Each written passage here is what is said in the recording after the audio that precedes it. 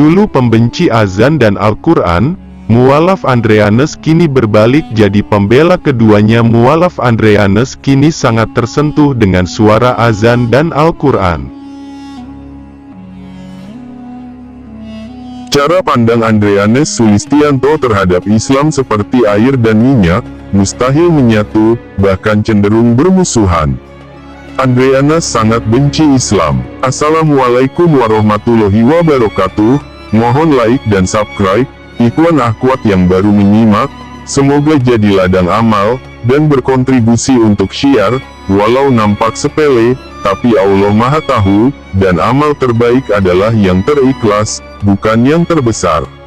Sahabat JMK, ini kisah nyata seseorang yang mendapat karunia terbesar dalam hidup ialah hidayah Allah Azza wa Jalla. Beliau adalah Bapak Andreanes Sulistianto. Bapak Andre menjadi mualaf, padahal sebelumnya sangat benci Islam, bahkan sampai seperti Islamofobia, saking bencinya. Walaupun tidak sampai mengumbar rasa bencinya, lelaki itu seringkali menunjukkan kekesalannya. Sebagai contoh, setiap kali azan berkumandang ia akan menutup kedua telinga dengan earphone atau gawai sejenis. Kalau penanda waktu sholat itu bergema saat Andre berada dalam rumah, maka nyaris semua televisi atau radio disetelnya dengan volume tinggi.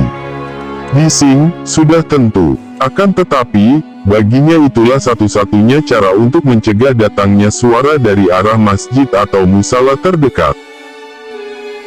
Berita-berita mengenai serangan teroris membuatnya semakin membenci Islam.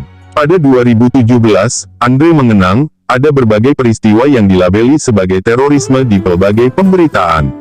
Orang-orang yang ditetapkan sebagai terduga teroris nyaris selalu memiliki nama-nama yang khas Muslim. Dengan demikian, lelaki itu merasa ada pembenaran untuk berpikir dan berbuat Islamofobia. Waktu itu, pria yang kini berusia 44 tahun tersebut cukup aktif bermedia sosial.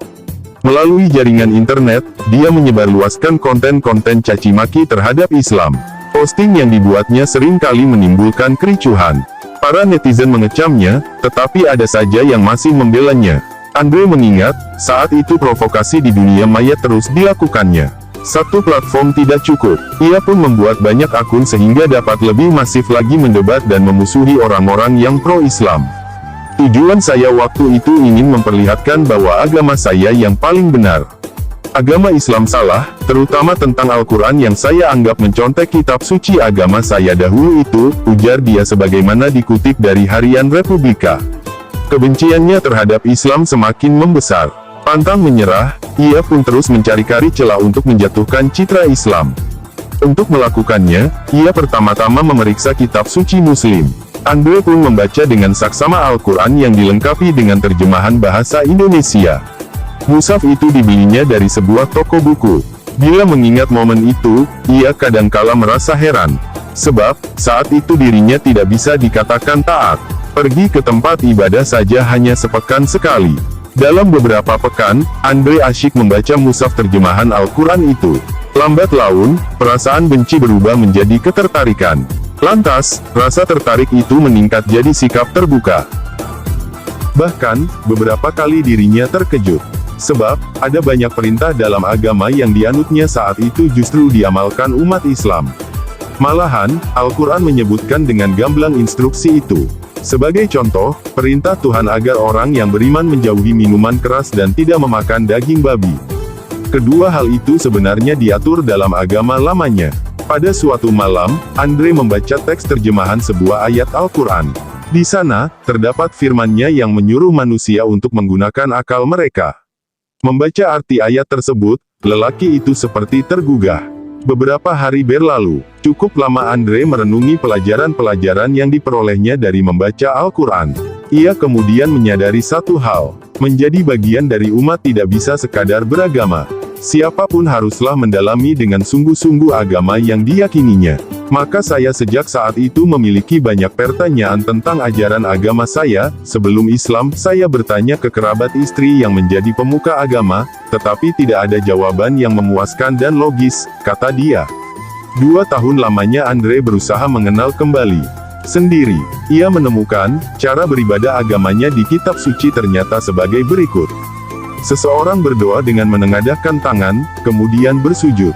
Metode ibadah ini jarang dilakukan umat agama lamanya itu. Padahal, tata cara itu ada dan diperintahkan dalam kitab suci. Nyatanya, umumnya kaum muslimun melaksanakan ibadah dengan cara demikian, semisal sholat dan sujud. Hingga April tahun 2019, Andre kembali bertanya-tanya kepada pemuka agama lamanya. Ia ingin meyakinkan, untuk sekali lagi bahwa agamanya itulah yang benar. Yang ingin didengarnya dari mereka ialah jawaban-jawaban logis. Ternyata, ia kembali dikecewakan dengan jawaban kerabatnya yang ahli agama tersebut. Akhirnya, ia meninggalkan kebencian terhadap Islam. Mulai saat itu, pria tersebut justru sering memperhatikan rupa-rupa ibadah khas Muslim. Kumandang azan tidak lagi dicegahnya dengan menyumpal telinga. Bahkan, suara muazin terdengar sangat mengharukan baginya. Rasa haru itu semakin menguat sesudah dirinya mengetahui arti dan makna setiap kalimat azan. Andre yang dahulu membenci kumandang azan, kini selalu merasa haru dan rindu panggilan salat. Ia kemudian membulatkan tekad. Dengan penuh komitmen, ia mendatangi kantor urusan agama KUA Cilincing, Jakarta Utara. Di hadapan imam setempat, dirinya bersyahadat untuk pertama kalinya. Namun, kenangnya, iman dalam dirinya masih lemah saat itu. Andre belum berani untuk memberitahukan keislamannya kepada anak dan istri serta kerabat terdekat. Maka ia menjalani rutinitas seolah-olah tanpa ada perubahan. Ibadah tiap akhir pekan tetap dilakukannya. Andre sadar bahwa itu adalah godaan iman baginya. Barulah pada November tahun 2019, ia memiliki kekuatan mental. Waktu itu, tepat perayaan kelahiran anak pertamanya, ia berterus terang kepada keluarganya. Baik keluarga inti maupun mertua termasuk fanatik dalam beragama. Tentu saja, mereka akan sangat terkejut dengan kabar keislaman Andre. Begitu semuanya terkuak, seisi rumah seperti memusuhinya. Malahan, anaknya sendiri juga ikut-ikutan membenci.